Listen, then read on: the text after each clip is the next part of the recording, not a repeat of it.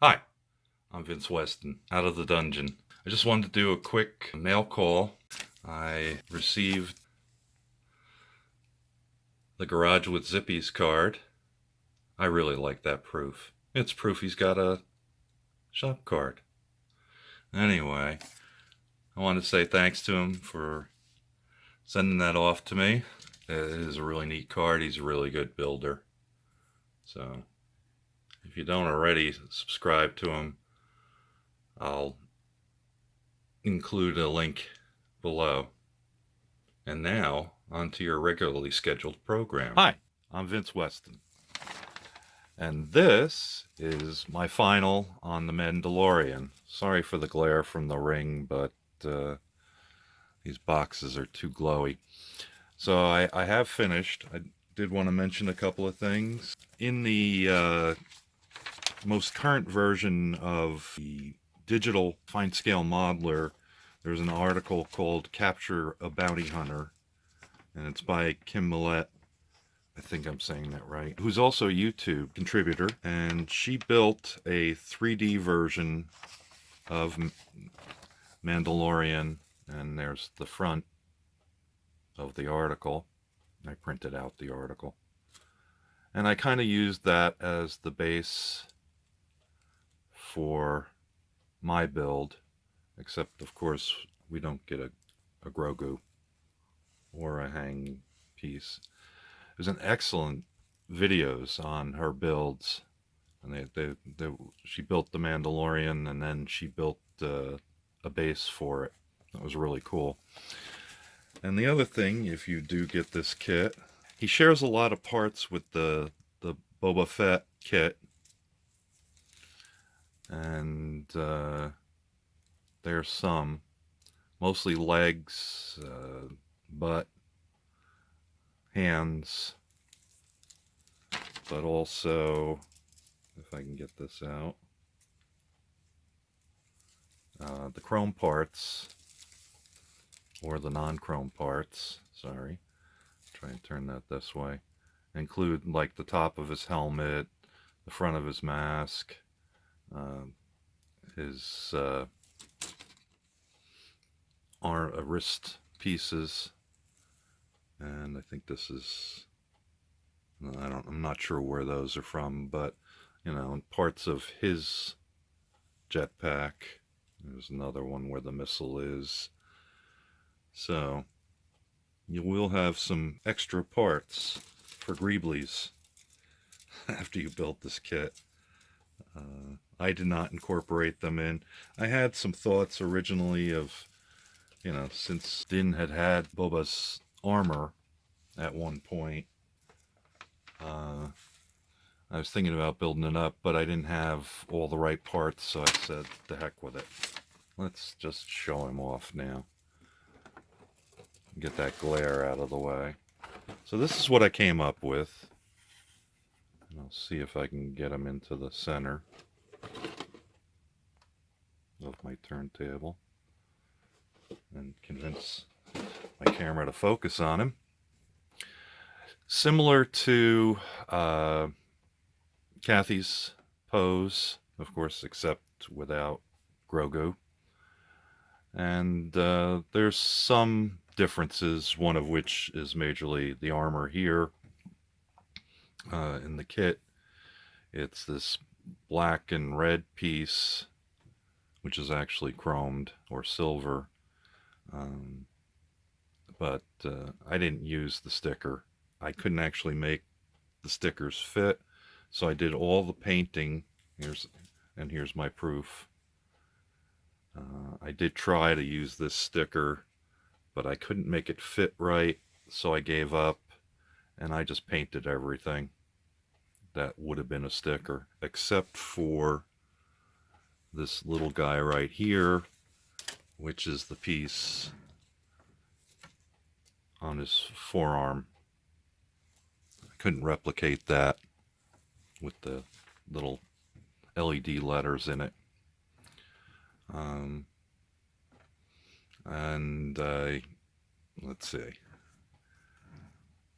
And the cape, I did burn some holes in it. I originally tried to punch holes, but it wasn't going to go through. I don't know if it's too thick or too thin, but I used a punk to burn some holes in it.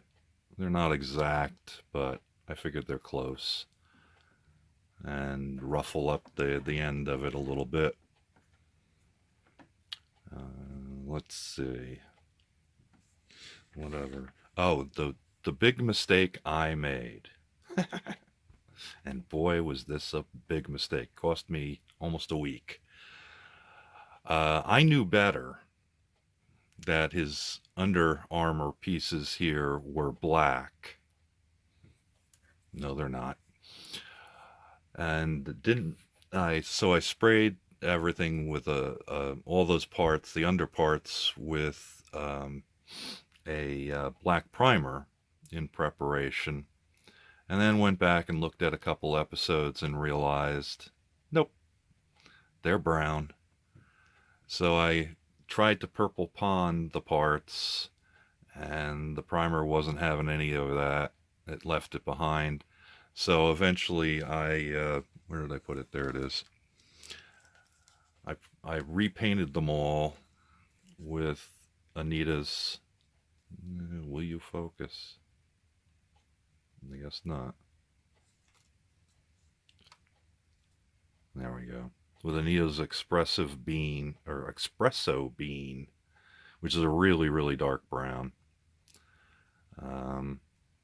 And then highlighted it with some lighter tannish colors like it reflects in the show. So that was my big mistake, which cost me a week. It spent 4 days in the purple pond, and I just could not get that off. And for his glove fingers down here, I actually used this Americana paprika, and I used that, and the red on the armor is this dark scarlet. So as you can see, I used a lot of craft acrylics. I dull coated everything but the Beskar armor, and I used some leather for some of the other colors of brown that are on him. And then I weathered up his feet a little bit to make them look sandy and dirty. And the other thing, I did paint out the rifle fully detailed it. Came out pretty good. Up here at the tip, Kathy Millette talks about making it look burnt. So I used some jet exhaust up the tip and a little bit of clear blue down at the bottom. So that worked out pretty well. It looks slightly used, but not terribly damaged. And then I got to the black base. I just didn't like it, and I didn't like the idea that I was just going to stand him up with his hands at his side so he fit in the base. So I took the little foot lock piece, turned it upside down, and then sealed the top of it with a mixture of a light tan acrylic paint, some plaster of Paris, and some Mod Podge to hopefully help hold it down. And it's holding up pretty well so far. And then I had some sand from a sandbag for weight in your car in the winter for us northerners. And I used that, put that over the top, over some Elmer's glue, yeah, and a couple of rocks from it, and that's the base I came up with. And I put him on a diagonal walking across, so he's pretty much set the way I'd expect him to be. Yeah, the only weapon, there's a lot more weaponry comes with the kit. Of course, there's the rocket pack, and this is the strap for the rifle, but you can't use that if you attach it to his back. That has to come out. I started on the dark sword there, and I said, you know, for most of the times he didn't really have the blade out, so I was going to clip off the blade and hang it on him, but it always seemed like he had it in a pocket or something, so I said forget that. The spear is actually really excellent. It's really nice in the chrome. It looks like Beskar armor, but it didn't really suit with what I was going for. So I just used his blaster in the holster and his rifle. Oh, one thing I really do want to mention, if you get this kit, I'll tell you, the eyes are a bugger to paint. Just kidding. Oh, I did future the black piece, so it would be a little bit shinier than what was the black plastic actually is. I don't know if that shows up terribly well, but it's what I tried. Let me see if I can get a little closer. How close can I get? I'll give you my beauty shots. So you can see some of the weathering I did. I didn't really weather him up a lot. I kind of like the Beskar armor looking shiny, but I did hit his feet with some dry brushing.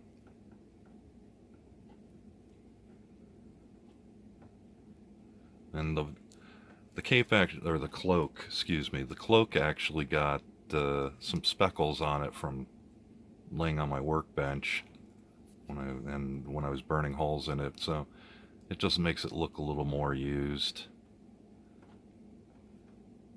Oh, and that was the other thing. The knee rockets, what a pain in the neck. They're really tiny. And actually, I was trying to push one into the holder there, and it shot off into outer space. I have no idea where it is. So I basically just took some plastic rod and painted it silver, and that's what one of them is, actually. So, oh, yeah, I guess I could point this out, too. I don't know. I thought this was kind of neat. If I can move this enough. The mine's hand grenades or whatever. I did do them up in chrome, and then I used a ruby red metallic for the centers of those. So a little detailed there. It's kind of what took me the most time, is painting all the parts and pieces so that they would, you know, go together. Like I said, I didn't use any stickers, so everything was individually painted with either a silver or a chrome. The gun was painted with its necessary colors. I used leather on his blaster handle. And I tried to darken up the edges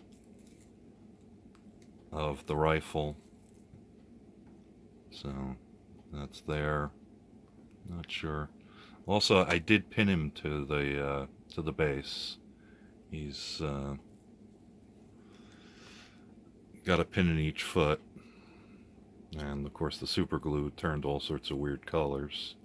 But here you can see that's the standard foot support, and I drilled through and put super glued two metal pieces in there, and of course no one will ever see that bottom. And then posing him was the other fun part.